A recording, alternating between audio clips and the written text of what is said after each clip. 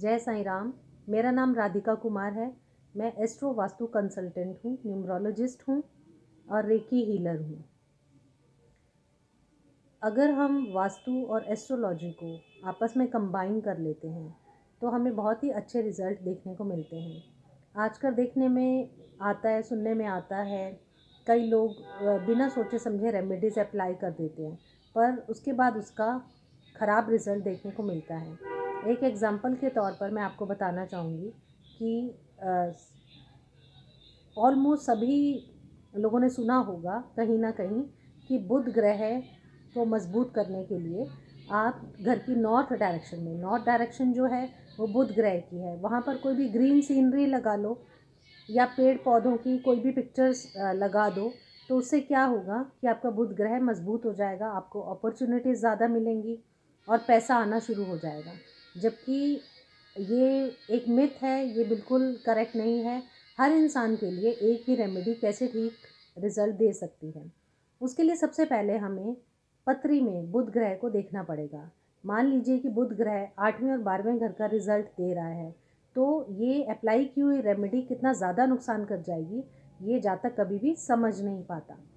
तो हमें सबसे पहले पत्री में देखना चाहिए कि कौन सा प्लैनेट कौन से हाउस का रिज़ल्ट दे रहा है। अगर तो वो अच्छा रिज़ल्ट दे रहा है तो हम रेमेडी को अप्लाई कर सकते हैं और उस ग्रह को मजबूती दे सकते हैं। पर अगर ग्रह आपकी पत्री में ही ख़राब रिज़ल्ट दे रहा है तो उसको मजबूत करके हम और वर्स्ट कंडीशन में ले जाते हैं। तो हमें कभी भी सिर्फ वास्तु के उपाय डायरेक्टली अप्लाई नहीं करने चाहिए अपने घर में। हमें पत्री के साथ को रिलेट करके जो हमारे प्लैनेट्स अच्छे हाउसेस के या बेटर रिज़ल्ट देने वाले हैं उनको हम मजबूती दे सकते हैं। और भी कई तरीके हैं जिससे हम अपनी अपॉर्चुनिटीज़ को बढ़ा सकते हैं। ये देखना पड़ेगा कि कौन सा प्लैनेट कौन से हाउस में जाकर बैठा है और किस डायरेक्शन में जाकर उसकी चीज़ों को हम रखें तो वो हमें फ़ायदा देगा। तो इस तरह से हम एस्ट्रो वास्तु से बहुत ही अच्छे रिज़ल्ट लेते हैं।